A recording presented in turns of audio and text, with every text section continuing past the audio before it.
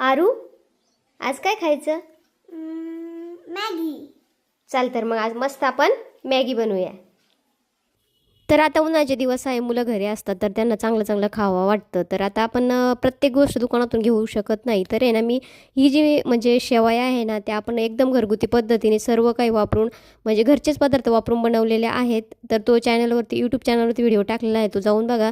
तर इथं मी आहे ना, ही ज्या मॅगी आहे नी बनवून आणलेली आहे, तर याची ना एकदा मस्त अशी ना वाफ देऊन घ्यायची आहे. आणि इथं आहे ना मी कांदा, टॅमॅटो, शिमला मिरची चिरून घेतल्या होत्या, तर ते आपल्याला छान असे तेलात परतून घ्यायचे आहे. तुमच्या मुलांना जास्त जर प्रमाण कांदा टॅमॅटोचं आवडत असेल तर जास्त टाकू शकता. आमच्या मुलांना कमी प्रमाण लागतं तर मी कमी टाकते. तर इथं बघू शकता छान असं कांदा ते परतून झालेला आहे. त्यामध्ये मॅगी मसाला टाकलेला आहे, चवीनुसार मीठ टाकलेलं आहे. आणि जे आपण मॅगी आहे ना, ती फक्त आपण गरम पाण्यामध्ये त्याला जे आहे ते वाफ देऊन घेतली होती, तर ती ती यामध्ये ॲड करायची आहे. थोडंसं पाणी टाकायचं आहे, नंतर झाकण ठेवायचं आहे. 5 मिनटं झाकण राहून द्यायचं आहे आणि त्याच्यानंतर थोडंसं आपल्याला जो सॉस आहे तो टाकायचा आहे आणि आपली मॅगी तयार झालेली आहे.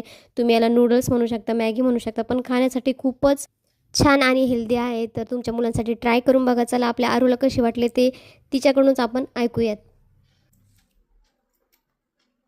मम्मी, मॅगी तर खूपच छान झाली आहे. ओके. व्हिडिओ आवडला असेल तर लाईक, शेअर, सबस्क्राईब करायला विसरू नका. बाय.